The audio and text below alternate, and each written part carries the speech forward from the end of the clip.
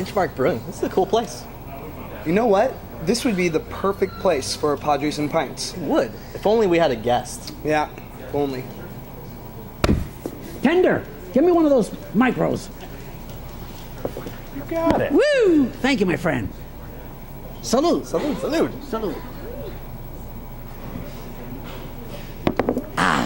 Ooh, that's good. Hey, how you doing?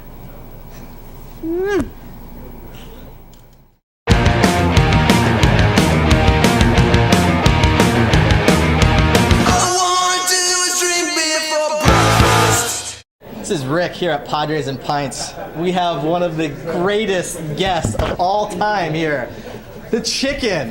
Woo! Thank you for joining us. A pleasure, Rick. Oh Always. man, this Thank is you. amazing. This is a lifelong dream come true for us.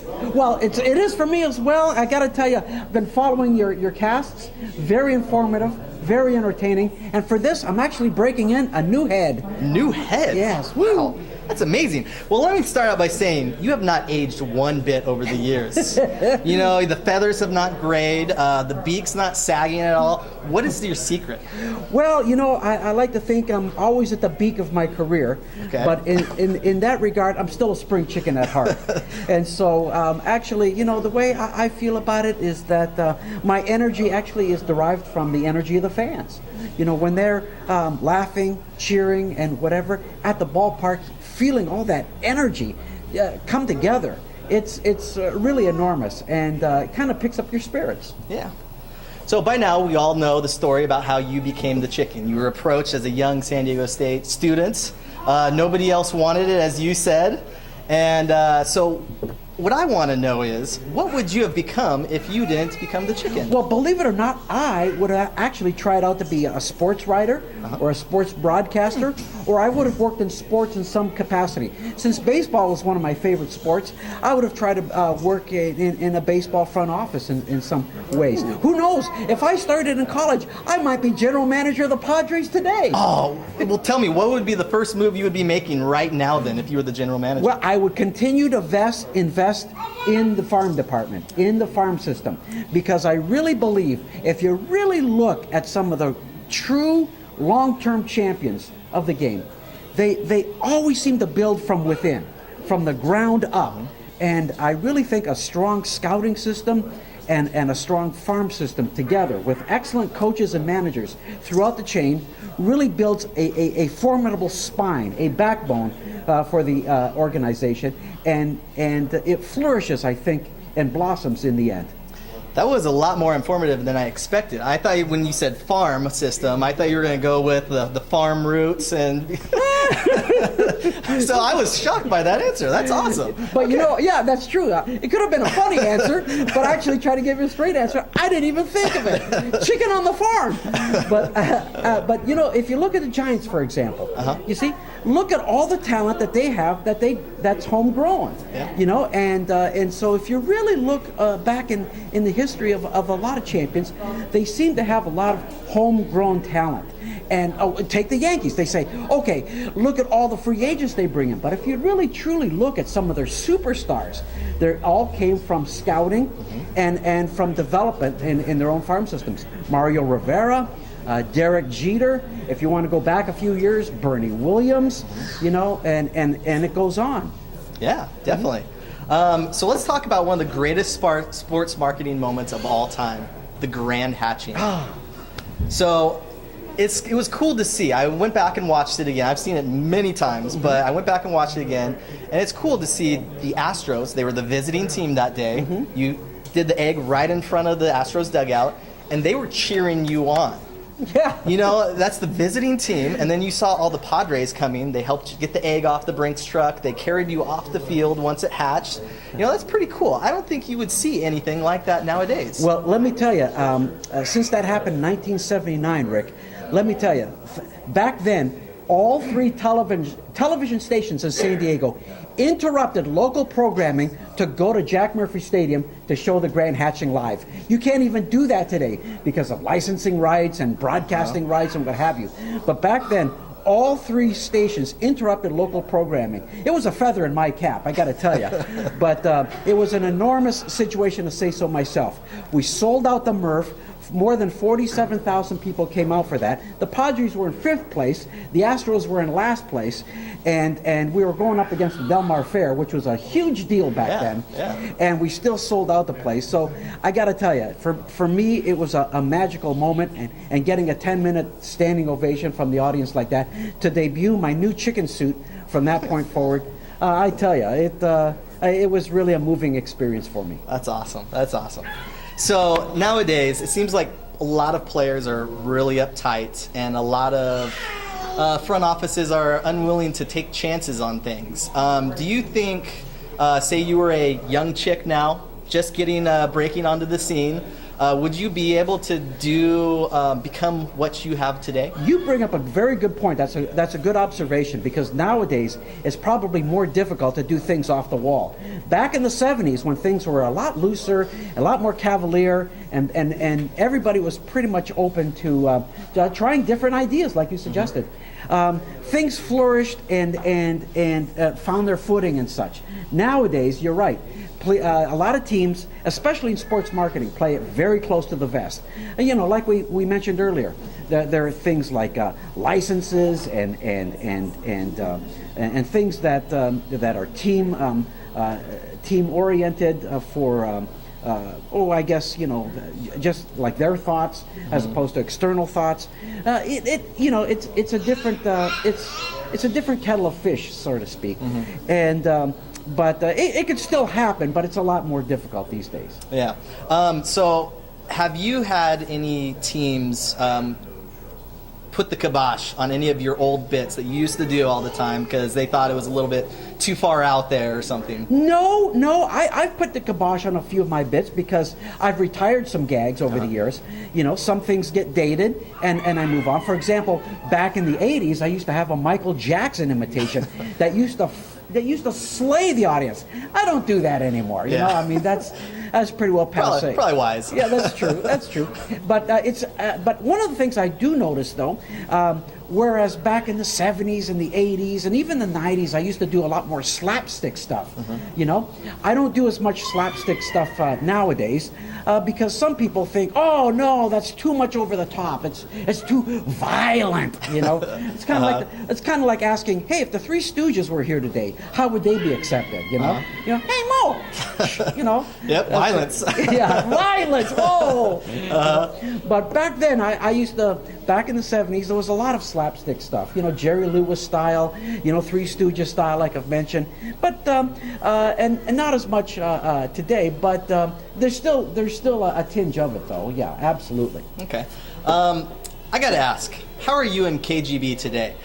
Is your relationship still foul? Or are you on clucking terms? We're on clucking terms. Okay. Back in the day, yes, we were like that when I split. You know, for those who don't know, I was the mascot for KGB Radio for 5 years. That's how I got my start. And then they fired me in '79, and then filed a lawsuit to prevent me from branching out on my own. We went to court, but the courts ruled in my favor and made me a free agent chicken. Okay, so there was animosity at that point for a while. Okay, but then. Over the years, time's a great healer. They came to me and offered an olive branch, and I offered back a straw from my nest, and we kind of like came together. And actually, they're very good friends with me now. Okay, good. And for those who might know, I've done several of their Sky shows at the Aztec Games. You know, in fact, I just did one last fall. You know, where I made a cameo appearance for them. So I want to do a little picture here, and I want you to give me your opinion on these. Okay, these are previous Padres mascots that have taken your place or been here since you. That is Blooper. Wow. You know, I gotta admit, even I don't remember that even guy. You don't. Even I don't. Woo!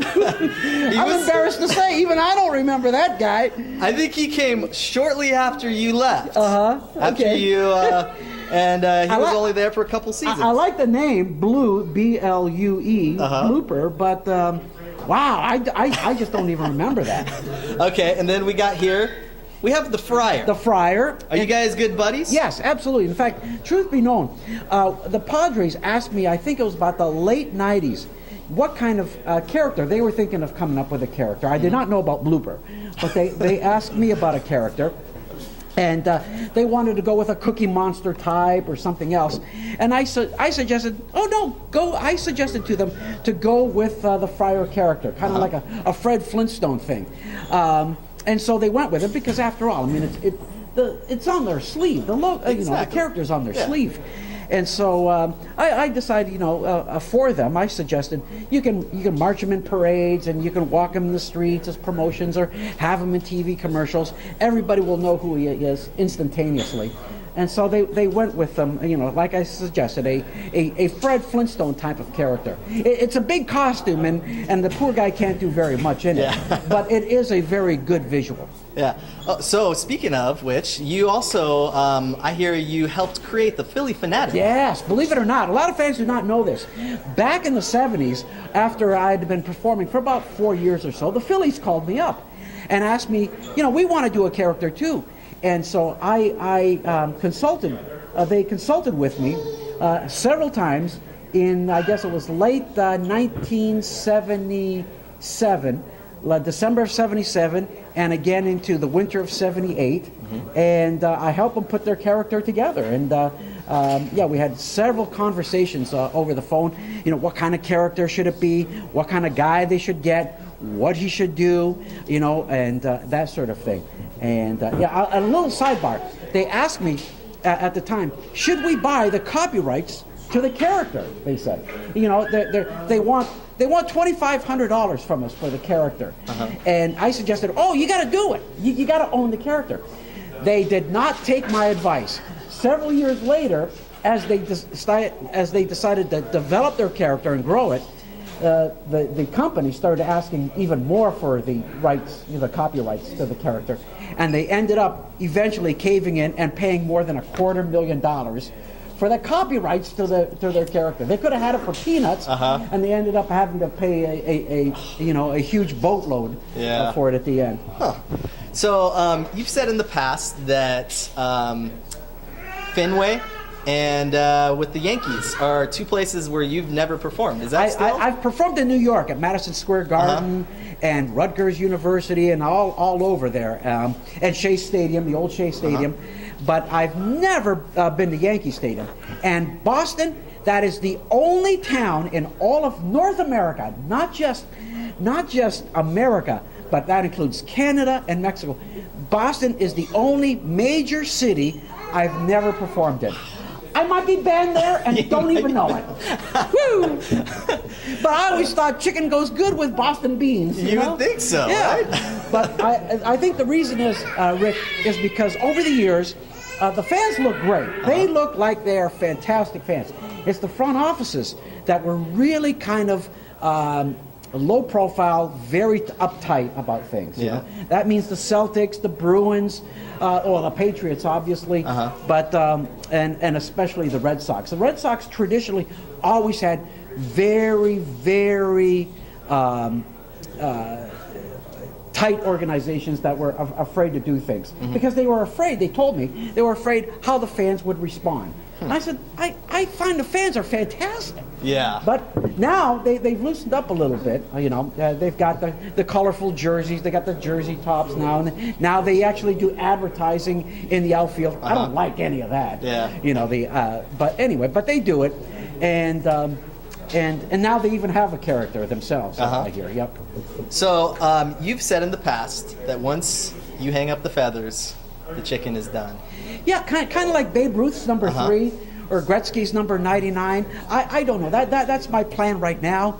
But who's to say what the future might hold? But that's the way I've always seen it. Yeah. So you're saying there's a chance? There is a chance. That's right. It's like Dumb and Dumber. So there is a chance. I love it. A Dumb and Dumber quote from the chicken. Yeah. Love it. I just don't have the orange tuxedo on, right? You just don't have the orange tuxedo. I got the orange chicken suit. So let's talk about beer for a second. We're here at the lovely Benchmark Brewing. Salute!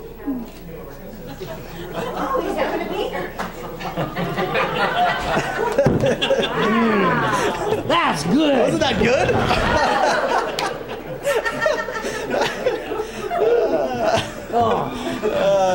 I'm okay, everybody. I'm okay. Woo! Okay, so being that this is Padres and Pints and all, what are some of your favorite local craft brews here in San Diego, excluding the wonderful Benchmark brew that you just had? Well, this is absolutely. I just had a taste of this for the first time. I got to say, this is actually very good. He's gonna take my beer. He's It's gonna very finish it. good. Absolutely. That's how good it is. But I'm a featherweight, Yeah. so I don't know too much about brews, but but I know a good taste when I have one. That is actually excellent. It is excellent. Woo! So you've said in the past that when you did the KGB chicken thing, it was just strictly a zoo one-time thing. Yep. You're passing out Easter eggs, but then you tried to keep it going. You just wanted a way to get into Padre games for free, is Yep. what you said. Yep. That's what we do with Padres and Pints. We just come here for free beer.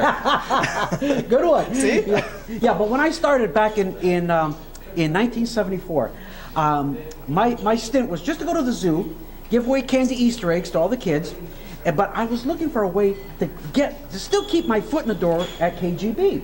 I'm a college kid, you see, and I figured, oh man, real radio, I can't give it up, even though I was working in a chicken suit.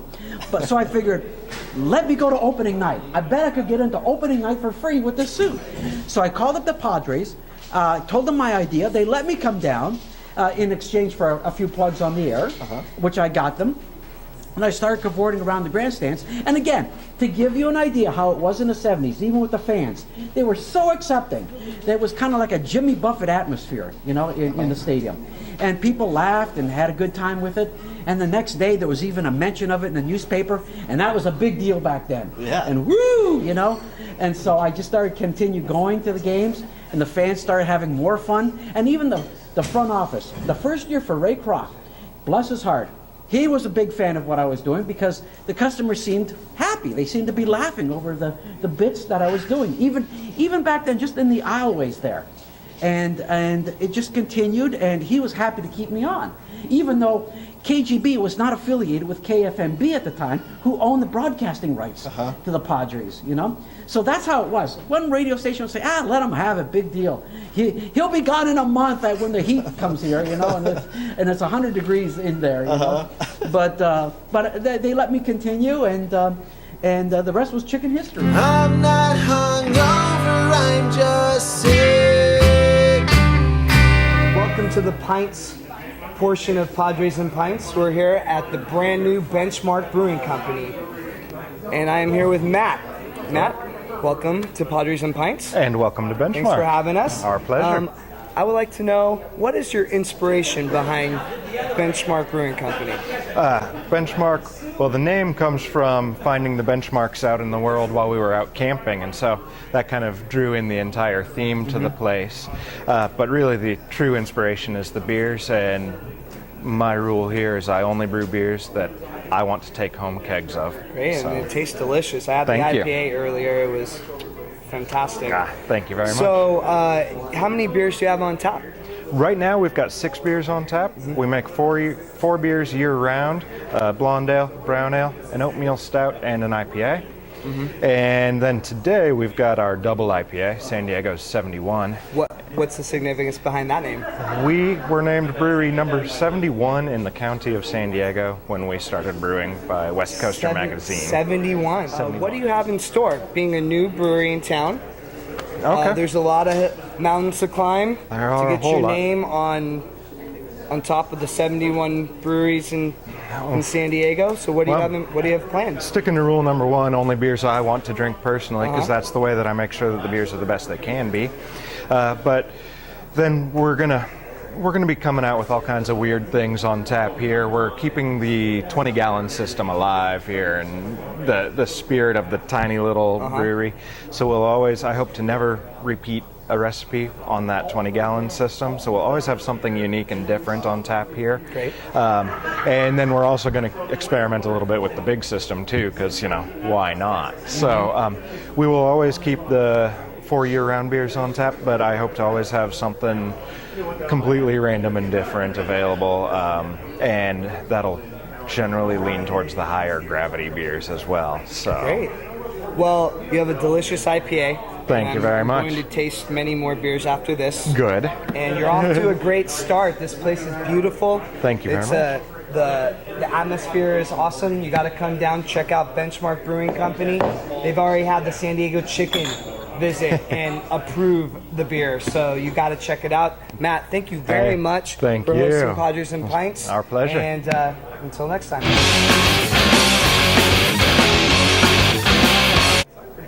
We've come to that time where we have rapid fire with the San Diego Chicken. Are you ready, Chicken? Okay, and so short sentences, right? Short. Sure, okay. Question number 1. San Diego Padres, brown or blue? Brown, my friend. You gotta go with an original look. Brown it is. Woo! Question number 2. San Diego in recent years has acquired the title of Breakfast Town. As someone who comes from an egg, how do you feel about this? I'm gonna surprise you. It's okay if you eat eggs. It helps eliminate my competition. If you can't beat them, eat them. Question number 3. You're at a Nationals game and receive an entrance in the president's race. What is your strategy? Well, since I'm a middle of the road chicken, I've got a left wing and a right wing. I go right down the middle and I beeline it, because the shortest distance is a straight line. Question 4. Whose head is the most famous head you've wrapped your beak around? Ooh, probably Jack Nicholson and Ted Turner. Good answer. Yeah, Jack Nicholson. Jack Nicholson at a big party at the Roxy that I was emceeing. Believe it or not, it was a Halloween party, and the other one, Ted Turner, caught him at a Atlanta Braves game where he invited me in, and I clamped his head. Question 4.5. Better surname, Ron Fowler or Kevin Quackenbush? Woo! Wow! Well, I gotta go something that's close to my soul. Gotta be Ron Fowler. Quacks are for ducks. Question 5. In your time as a chicken, which athlete was the best sport with your routines? Woo! I would say there are a lot of them. There's so many of them. Oh, I'm gonna get people mad if I leave them out. But I would say, believe it or not, Pete Rose was always great with me. Fantastic. He was a fan of the chicken before it was cool to be the fan of a chicken. But I got to go Pete Rose is the biggest name of them all. Bert Blyleven, another Hall of Famer, super guy. And, oh boy, so many. But I would top those two as the best. Ancillary question. Who is the worst sport? Frank Thomas, first baseman, Chicago White Sox, and also Eddie Murray, first baseman, Baltimore. Real game face attitudes, real surly. They were proud of it, but that's the way they were, and that's too bad. And our last question.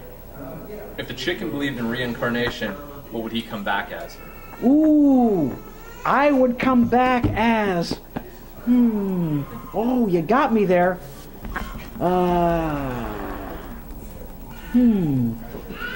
Probably Felix the cat. Cats are cool. Felix the cat. Yeah. This has been Rapid Fire at Benchmark Brewing Company with the San Diego Chicken. Woo! Signing off.